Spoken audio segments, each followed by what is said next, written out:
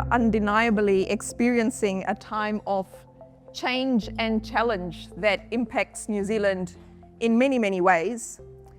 From the changing rules-based trade order to technological advances, rising geopolitical tensions, wars and conflicts, growing risks from climate change, all of these challenges are reshaping our country and indeed the world. And global power, as we once knew it, is also changing. While it feels like, our communities, our countries around the world are more interconnected than ever before, we are also seeing rising competition instead of collaboration and cooperation. Globally, and just this week, we've had more announcements around this. We are seeing things like rising military spending, rising geopolitical risks. And now more than ever, it is important that this competition doesn't divert attention away from the things that we hold dear and the things that we've been talking about this morning around peace building and unity. Now more than ever, it is important that we have these conversations and we look at how these challenges undermine social cohesion in New Zealand and for all of us. And I'm absolutely thrilled that we have with us a very, very esteemed panel. It's rare to have a lineup like this. So let me introduce my panel here to discuss this very important topic. Andrew Hampton, Director General of the New Zealand Security Intelligence Service. Pratima Namasivayam, the Deputy Secretary, Advisory, Analytics and Ministerial for the Ministry for Ethnic Communities. And because this is about foreign interference and foreign influence, we would be remiss if we didn't have someone coming in from foreign shores. He assures us he's neither trying to interfere nor influence, just share his experiences. We have with us a very warm welcome to you, Nathan Smythe, the Deputy Secretary General of National Security and Resilience from the Australian Department of Home Affairs. Very, very warm welcome to you all. Let me start with you, Pratima. Why put a topic like this on the conference? What was the ministry thinking when you were doing your agenda and you decided to have a topic like this here today? If you happen to be someone who's really interested in national security issues, whether they're international or domestic, this is not the first time you've heard the term foreign interference. Also, if you happen to be a community leader who's facing some unwanted attention from a foreign state, this is not the first time you've heard the term foreign interference, and it's not the first time you've seen some senior officials and talked to them about it. But for the vast majority of our people, foreign interference is a touchy subject. It's a subject that we don't talk about, and if we do talk about it, we're less forthcoming. And there's a reason that we must talk about it. We've seen and we've felt the impact of terrorist attacks. We felt the impact of cybersecurity threats on national infrastructure. We see rising misinformation. And all of those threats, you see the harm that it does, but foreign interference is a little bit more invisible, which means it's not as obvious, and therefore it's really, really important to pull foreign interference out of the shadows into the light. So we need to learn to identify what foreign interference is and what foreign interference isn't, so we're not worrying about the things that we don't need to be worrying about. It's only some ethnic communities who face foreign interference here in New Zealand, but for those communities that face it, it's incredibly isolating and it's incredibly scary for them. So when we come together like this and talk about foreign interference, they feel less alone, and the rest of us know more about what foreign interference is, what our neighbors, our friends, and some of our communities are facing.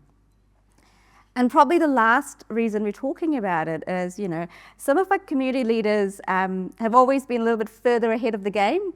They've come to us and said, look, we want to talk openly about foreign interference. So the request actually came from the leaders in the room. And there's also been leaders in the public sector who have created the platform for these conversations to happen. And I'm not going to look to my colleague on my right, but there's been someone who has been for many, many years been talking about our communities as a source of strength in New Zealand in the context of national security issue. Someone who's been saying for many, many years, how do we find ways to have conversations with our communities about threats without causing alarm? So it's people like this that enable conversations like this, because if we are to be silent, foreign interference is not going to go away. It's simply going to go back into the shadows where it'll grow. Andrew and Nathan, if you could share, why you two are on the stage and the work that your agency does and the role that it plays in this space before we get into definitions and specifics of foreign interference. For someone whose job it is to worry about terrorist threats, to worry about violent extremism, to worry about foreign interference and espionage, I'm firmly of the view that our country's special power when it comes to countering those things is having a society where the diversity of our faith-based and our ethnic-based communities is something that we not only respect, it's something that we celebrate. It's something that makes us strong. Whilst these are some of the greatest strengths of our country, we're still a work in progress. It's not a destination, it's a journey. But the consequences of us not continuing on that journey are dire when it comes to national security. So essentially that's why I'm here.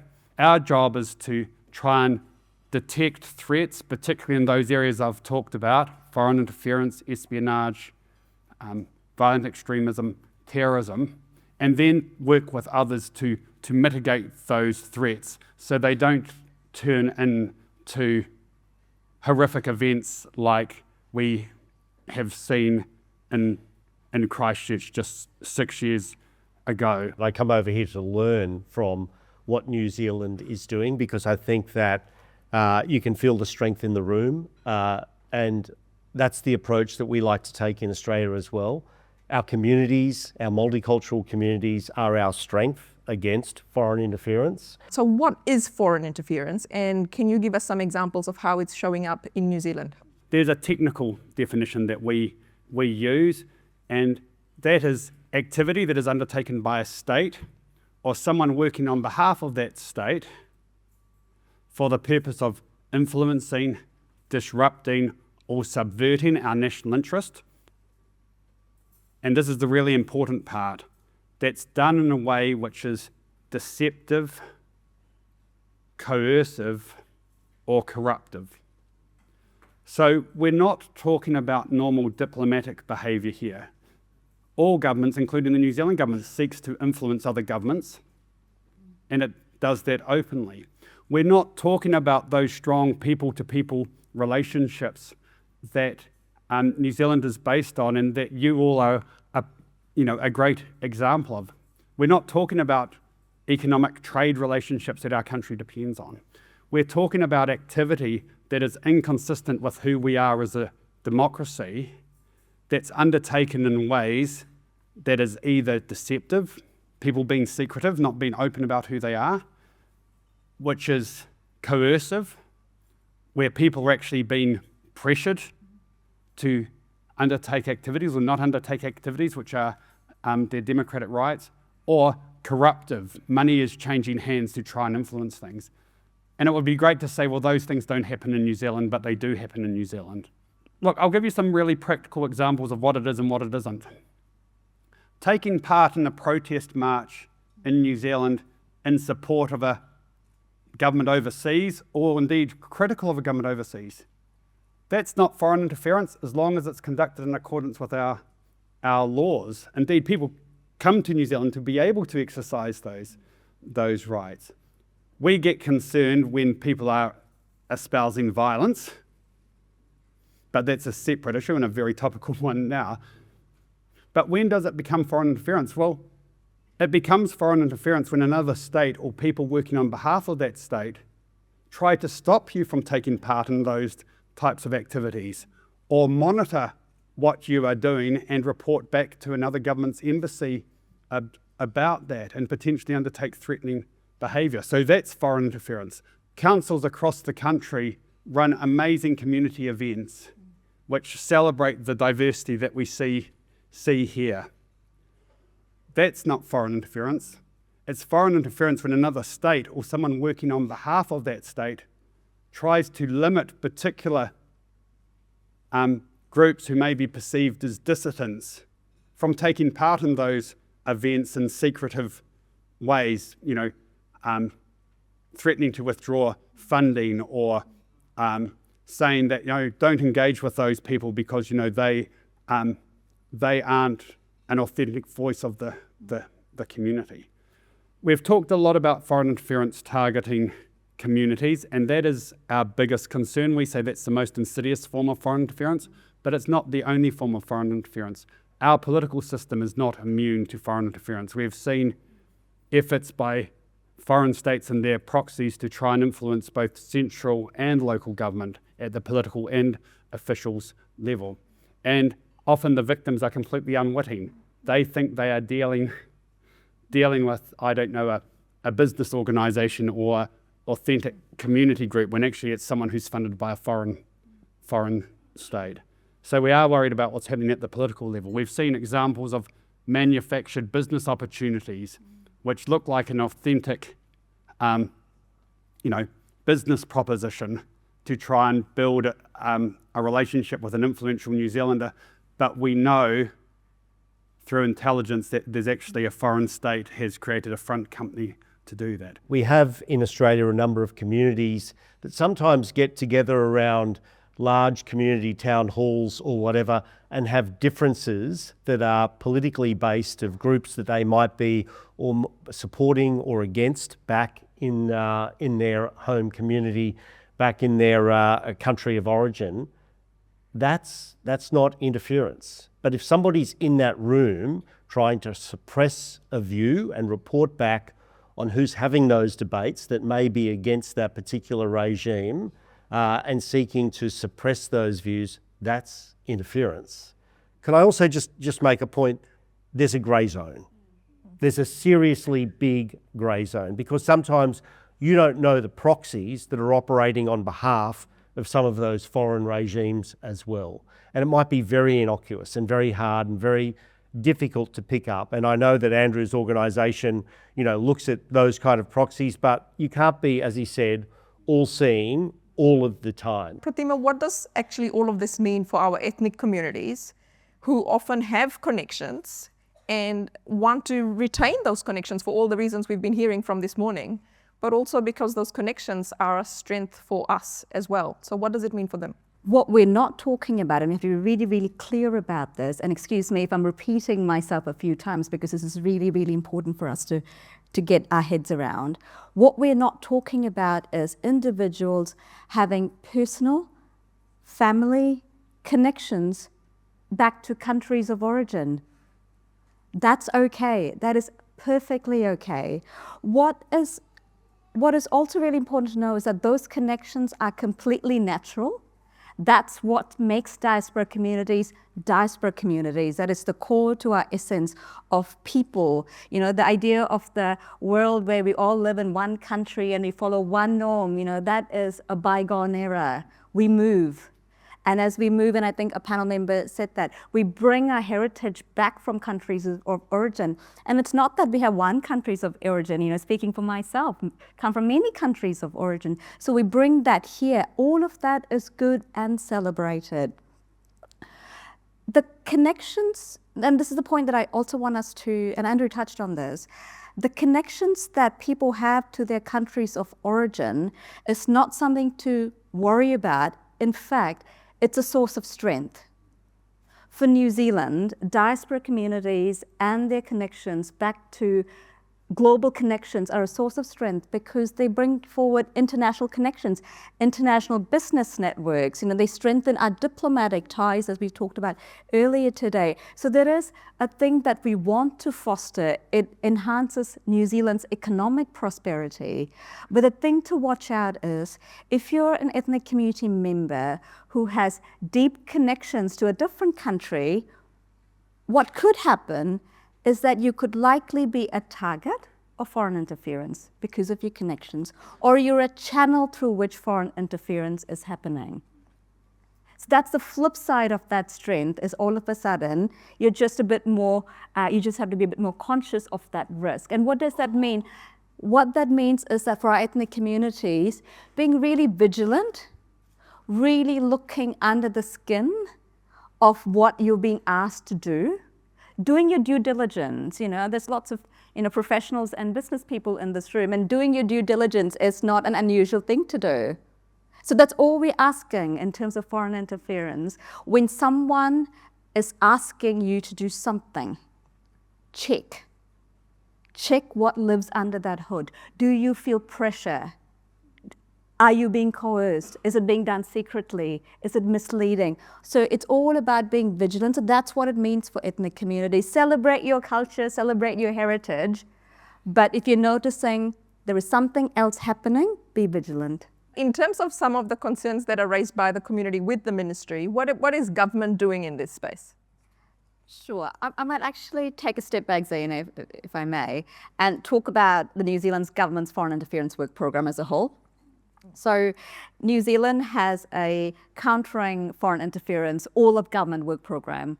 What that means when I say all of government work program is that a range of central government agencies come together and we work together on a work program. So the New Zealand's, and you can find all about these work programs online on DPMC's website, so none of that is secret. The kinds of things that the all of government work program focuses on is things that Andrew mentioned. Government and electoral systems, no surprises there. Sensitive security, things like where is our media at on some of these things? Where are our communities at? Now, in this work program, the community part, that's led by the Ministry for Ethnic Communities. So the reason the ministry has a foreign interference work program is because foreign interference at the heart of it has the ability to break the trust between communities and government. And the Ministry for Ethnic Communities is about building that trust between our communities and government. And so the work we do is threefold. While I won't tell you who I'm talking to, I can tell you about the work that I do. One, very much like what Nathan said, my team goes out into the communities and talks to those community leaders who are experiencing foreign interference in this country. We go and talk to ask, what do you experience? How do you experience? What does your lived reality look like in this country? So we take that information, we turn it into the thematic report. So none of the information, the personal information that the Ministry of Ethnic Communities takes, stays with the Ministry of Ethnic Communities. All we do is we take the community insights, we turn into thematic reports and let government agencies know that this is the experience of our community. So that's the first point, which is truly, truly understanding that if you're a community that is experiencing foreign interference, we want to know what it looks like for you. Second thing, it's not enough to just know what people are experiencing if you can't help support. So we create resources and initiatives to build community resilience. Foreign interference is not just an all of government work program, it is an all of society work program. Our communities must have the tools so that they are self-reliant, that they can build their own resilience to tackle foreign interference in a way that suits them best. So for example, if you looked at the Ministry for Ethnic Communities website right now, you will see about 7 different resources online right now, translated into 24 languages. Next month, we'll turn that into 30 languages. You'll find information such as, what is foreign interference? What are your rights here in New Zealand? And I would really, really encourage people to read the second document. What are your rights here in New Zealand? Third thing is, how do you keep yourself safe online? So how do you keep yourself personally safe online? How do you keep your organizations safe online? So there's a number of really, really good resources that are online. Now, for those who are wondering about, what if I engaged in something like a protest or a social media comment, and what happens, if those things are misconstrued and then I end up on some watch list, what's your advice for them?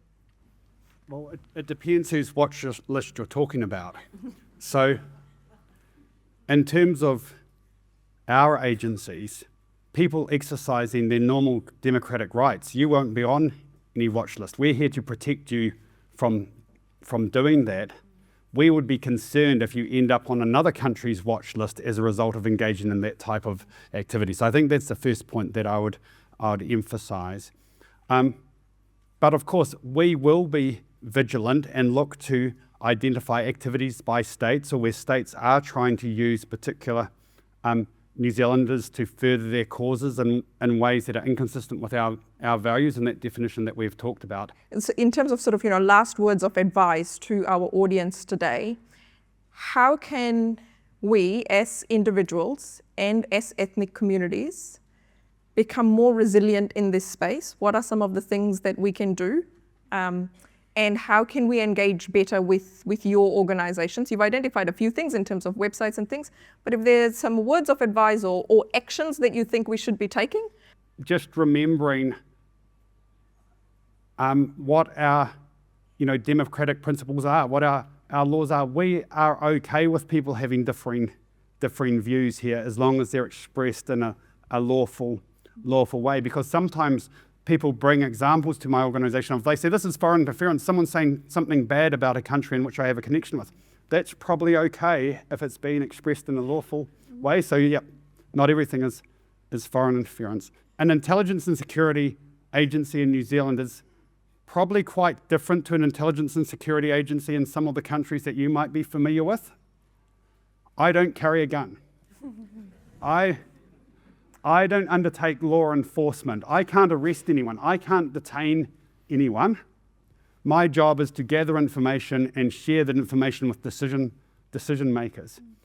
And we do that in a way that protects confidences. So if you see stuff of concern, you can raise it with us. And so one of the things that we have recently done, in addition to having our great community liaison people, some of whom are here, is we've established a portal, which is in 9 different languages, where if you see stuff of concern, you can provide us with that information, as much detail as you like, anonymous as you like, and we consider everything we receive.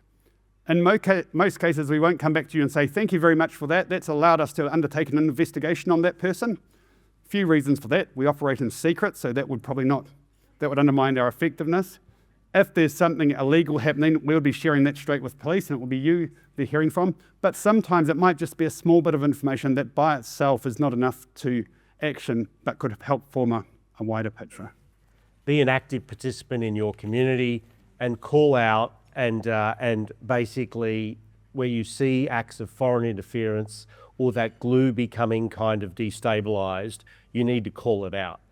I agree with what Andrew said. If I may, for the community leaders in the room,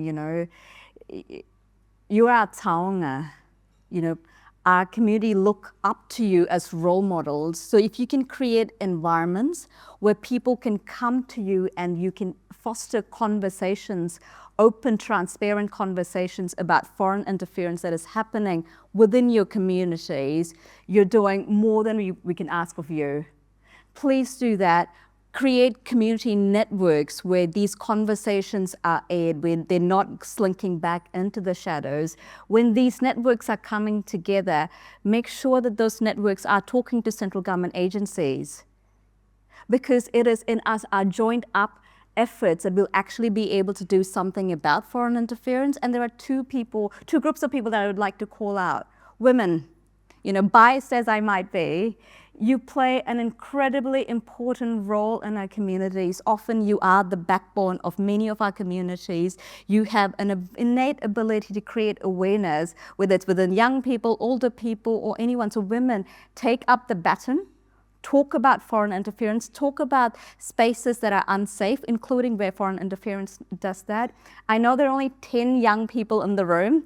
To those 10 young people, you are a different generation. You've got tools to fight foreign interference that my generation does not have, and my parents' generation did not have. Use those tools because you're digital natives. Question the narratives that you're hearing and you're seeing. Question that before you share those narratives. That's really, really important. And as you're talking to your aunties and uncles, share that, tell them to test, because you've got the power to change the communities that we live in. So women and our young people, please do that. But if I can just say in closing, I think the strong message that came through all of our panelists is, the strength that we have as a diverse community, not just in terms of the unique cultures that we bring the different viewpoints and all of those things, but those connections that we have back to wherever in the world that we came from, they are incredibly powerful for a small island nation at the bottom of the world, or the top if you turn your globe around.